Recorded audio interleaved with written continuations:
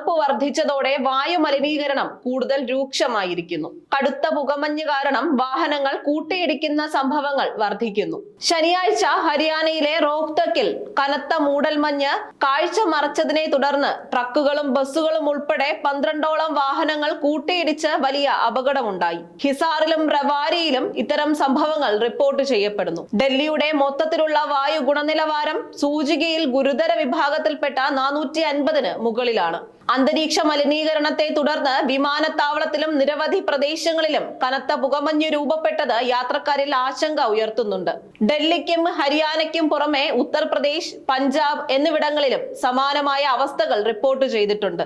അന്തരീക്ഷ മലിനീകരണത്തോടൊപ്പം പ്രതികൂല കാലാവസ്ഥയും സാഹചര്യങ്ങൾ ഗുരുതരമാക്കുകയാണ്. ഘടികാരം പോലെയാണ് ഉത്തരേന്ത്യൻ നഗരങ്ങളിലെ വായു മലിനീകരണം. ഒരു ചക്രം പൂർത്തിയായി ശൈത്യകാലം എത്തുമ്പോൾ അത് ആവർത്തിച്ചെത്തുന്നു. സുപ്രീം കോടതിയിൽ മലിനീകരണത്തെ കുറിച്ച് ഹർജികൾ ലിസ്റ്റ് ചെയ്യപ്പെടുകയും ദിവസങ്ങൾ, ചിലപ്പോൾ ആഴ്ചകൾ വാദങ്ങൾ നടക്കുകയും ചെയ്യുന്നുണ്ട്. കോടതി ചില നിർദ്ദേശങ്ങൾ പുറപ്പെടുവിക്കുകയും പക്ഷേ ഒന്നും സംഭവിക്കാതിരിക്കുകയും ചെയ്യുന്നു എന്നതാണ് വാസ്തവം. ശൈത്യകാലം പിന്നിടുമ്പോൾ അത് സ്വയം ഇല്ലാതായെന്നാണ് കരുതുക. അടുത്ത നവംബറിലും തണുപ്പുകാലം വന്നെത്തുന്നതോടെ ഈ ചക്രം ആവർത്തിക്കുകയാണ്. പരിഹാരത്തിന് ആരുടെ പക്കലും മാന്ത്രിക വടിയില്ല. നമ്മുടെ നഗരങ്ങളിലെ വായു മാത്രമല്ല, മറ്റു പലതും മലിനമായിരിക്കുന്നു. ഡൽഹിയിൽ വിഷവാതകങ്ങൾ അന്തരീക്ഷത്തിലേക്ക് പുറന്തള്ളുന്ന മാലിന്യങ്ങളുടെ കുന്നുകളുണ്ട്. ആർക്കും ഇതിൽ ഒന്നും ചെയ്യാൻ കഴിഞ്ഞിട്ടില്ല.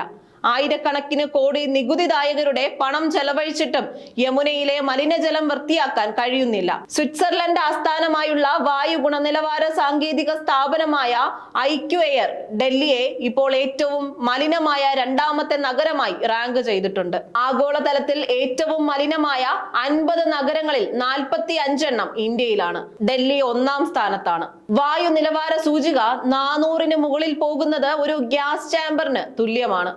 വായു മാത്രമല്ല, ഡൽഹിയിലെ ഭൂഗർഭജലവും മലിനമാണ്. അത് ഹെവി മെറ്റൽ മലിനീകരണത്താൽ കഷ്ടപ്പെടുന്നു. യുറേനിയം, ലെഡ്, നൈട്രേറ്റ്, ഫ്ലൂറൈഡ്, ലവണാംശം എന്നിവയുമായി ബന്ധപ്പെട്ട സൂചകങ്ങൾ ഡൽഹിയിൽ ഇന്ത്യയിലെ ഏറ്റവും ഉയർന്ന നിലയിലാണെന്ന് കേന്ദ്ര ഭൂഗർഭജല ബോർഡിന്റെ വാർഷിക റിപ്പോർട്ട് പറയുന്നു. ഇത് കുഴൽക്കിണറുകളെ ആശ്രയിക്കുന്നവർക്ക് ഗുരുതര ദീർഘകാല ആരോഗ്യ പ്രശ്നങ്ങൾ ഉണ്ടാക്കുന്നു. വായു മലിനീകരണം സീസണൽ പ്രശ്നമല്ല. കോവിഡ് പോലെ നേരിടേണ്ട വർഷം മുഴുവൻ നിലനിൽക്കുന്ന ആരോഗ്യ പ്രശ്നമാണ്. അതുണ്ടാക്കുന്ന ആരോഗ്യ പ്രശ്നങ്ങൾ തിട്ടപ്പെടുത്താൻ കഴിയില്ല. വായു മലിനീകരണത്തിന്റെ ഉറവിടങ്ങൾ പലതുണ്ട്.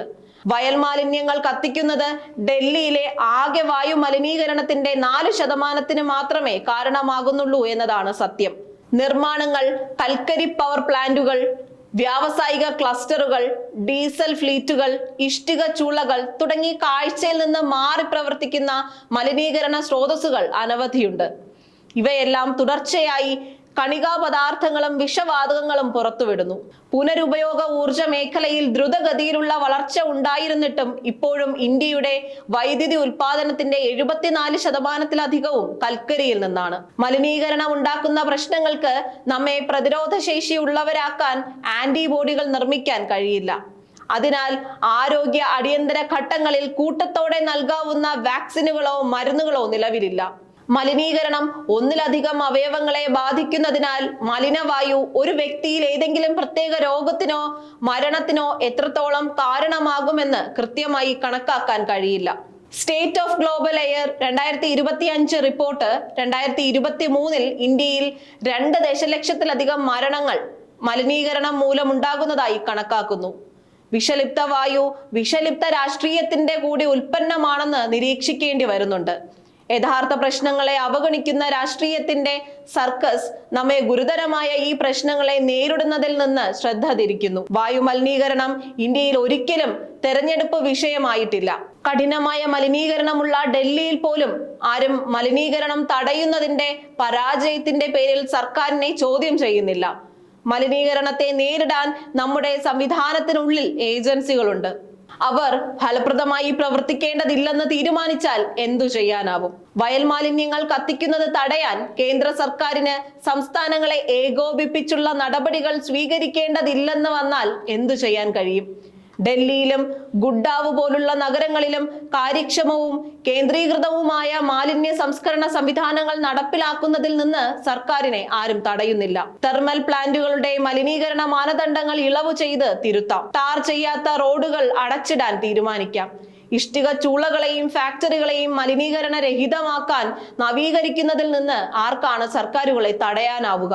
നഗരങ്ങളിൽ കാറുകൾ കുറയ്ക്കുകയും പരമാവധി പേരെ പൊതുഗതാഗതത്തിലേക്ക് മാറ്റുകയും ചെയ്യുന്നതിനുള്ള നടപടികൾ സ്വീകരിക്കാവുന്നതാണ്. ഇന്ത്യയുടെ നഗര ഗതാഗത ഘടന ഇപ്പോൾ കരാറുകാരാണ് തീരുമാനിക്കുന്നത്. വായു മലിനീകരണം കൈകാര്യം ചെയ്യുന്നതിന് ഉത്തരേന്ത്യൻ സംസ്ഥാനങ്ങളിൽ ഉടനീളം വിള അവശിഷ്ട മാനേജ്മെന്റ്, നഗര ഗതാഗതം, ശുദ്ധമായ ഊർജം, വ്യാവസായിക ഉദ്യമനം എന്നിവയിൽ വിശ്വസനീയമായ നിരീക്ഷണ സംവിധാനങ്ങളുടെ പിന്തുണയോടെ ഏകോപിപ്പിച്ച നടപടിയാണ് ആവശ്യമായിട്ടുള്ളത്.